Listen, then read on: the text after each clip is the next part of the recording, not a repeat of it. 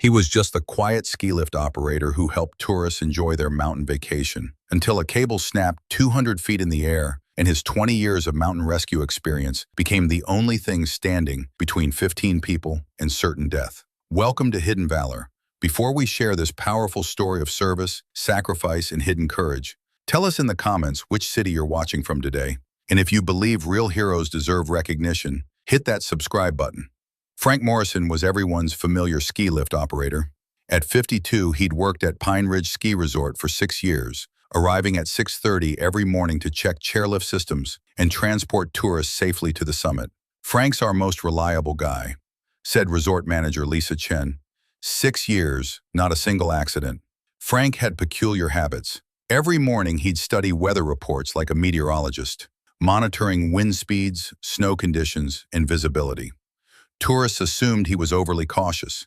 His office contained unusual equipment, professional mountain climbing gear, weather monitoring devices, an old radio set. Just a hobby, he'd tell anyone who asked. Tourists knew Frank as the friendly mountain guy, but in his basement was a room no one saw. Walls covered with mountain rescue certificates, avalanche training diplomas, and search and rescue team photographs.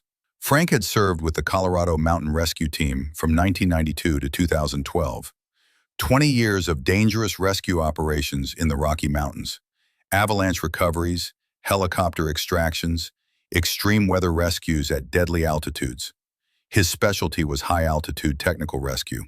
He could work at 14,000 plus feet in negative 40-degree temperatures during hurricane-force winds. Rope systems, ice climbing, helicopter coordination, expert in every life-saving technique. Frank's a living legend, rescue community members would say. He pulls people out of impossible situations. In 2012, when his wife Sarah died from cancer, Frank took early retirement. He wanted to stay in the mountains but live quietly. The ski resort job seemed perfect, surrounded by mountains without constant life or death pressure. But mountains are dangerous, and 20 years of rescue experience doesn't disappear. Pine Ridge Resort was one of Colorado's most popular ski destinations.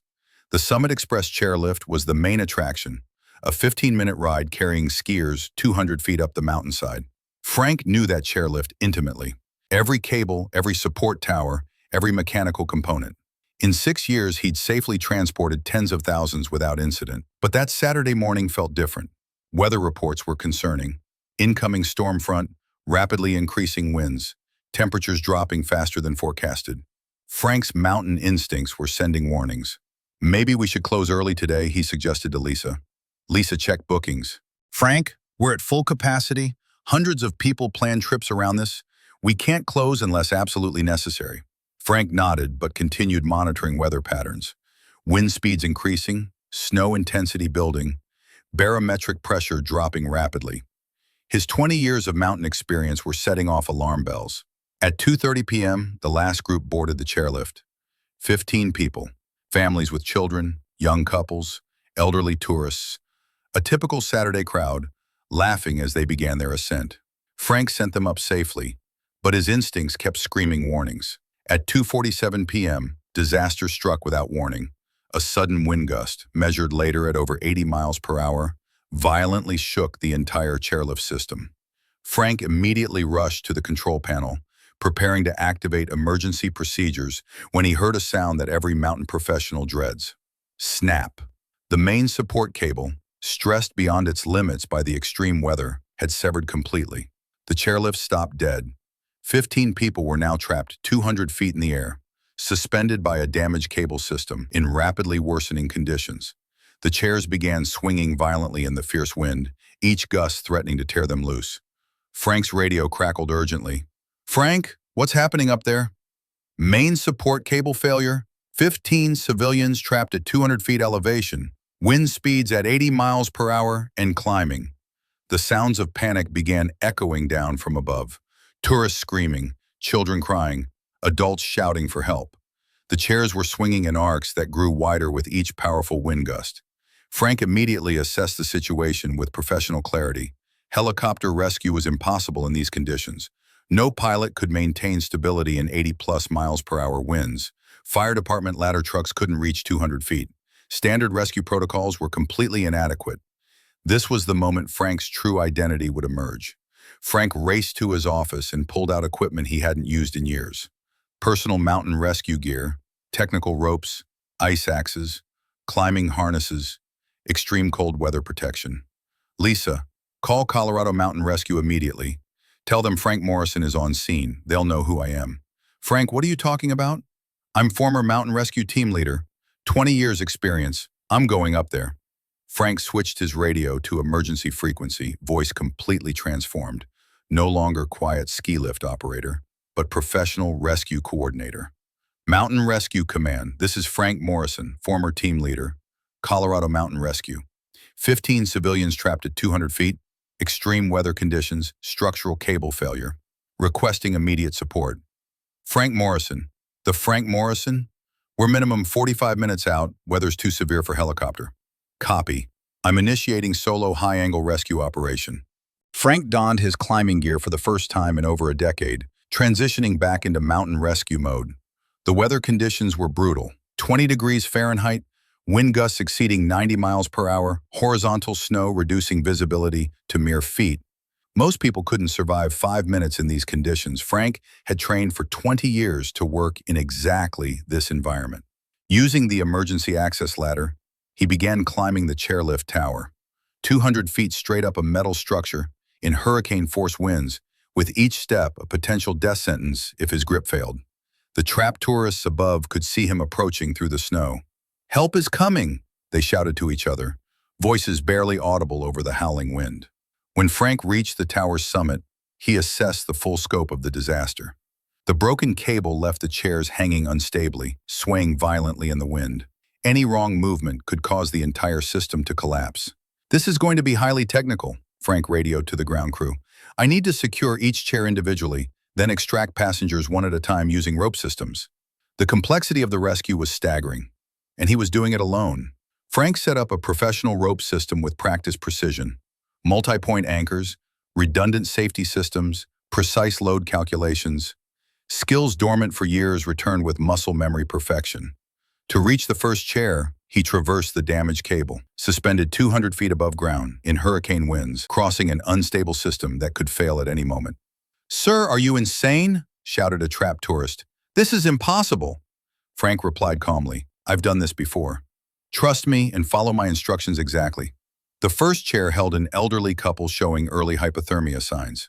Frank secured them in rescue harnesses and lowered them individually to safety. 15 minutes per person in extreme conditions.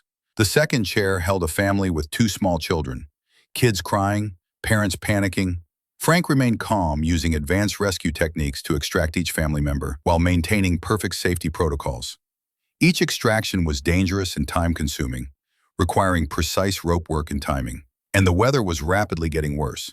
During the third chair extraction, Frank noticed secondary cable supports showing failure signs. The entire chairlift system was at imminent risk of complete collapse. "Frank, weather deteriorating rapidly, temperature dropping to -30. Lisa's voice crackled through the radio. Frank looked at the remaining tourists. 8 people still trapped, time running out. Traditional one-by-one extraction would be too slow. The system would collapse first. "I'm switching to mass extraction protocol," Frank announced, a technique he'd only used in extreme emergencies. This was the most dangerous rescue technique, extracting multiple people simultaneously using advanced rope systems. Maximum risk, but maximum speed. One mistake would kill everyone.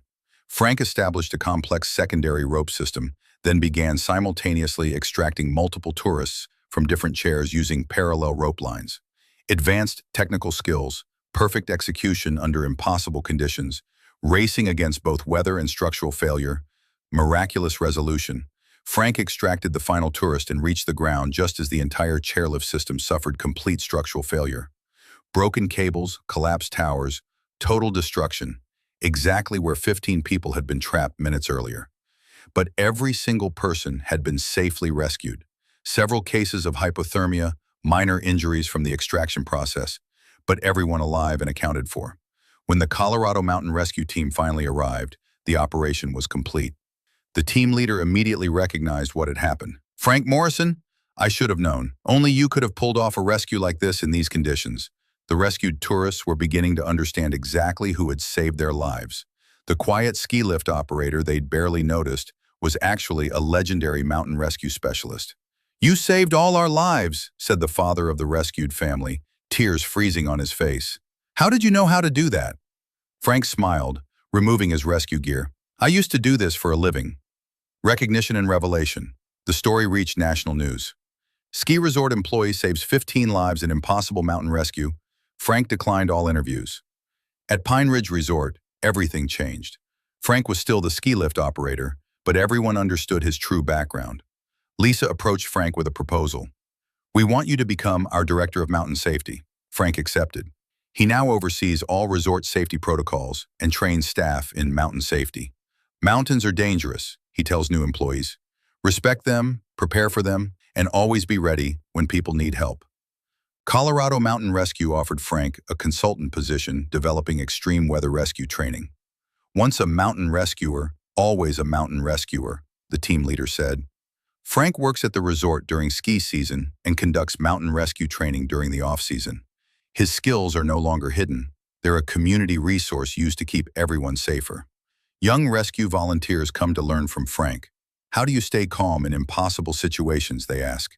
"Experience," Frank replies, "and knowing that someone's life depends on your training being perfect." But every day, he's still there on the mountain, serving quietly as a professional who understands that mountains test people, and someone needs to be ready when they do. During tourist season, families approach him.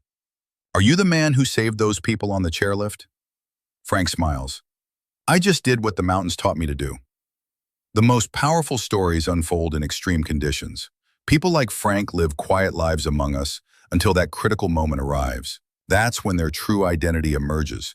And we remember that heroes don't always wear uniforms or carry badges. Sometimes they just operate ski lifts and wait patiently for the mountains to test them again. Have you ever met someone like Frank? Someone with extraordinary skills hidden behind an ordinary job? Share their story in the comments, because at Hidden Valor, we value every moment of silent service. If this story moved you, subscribe and share.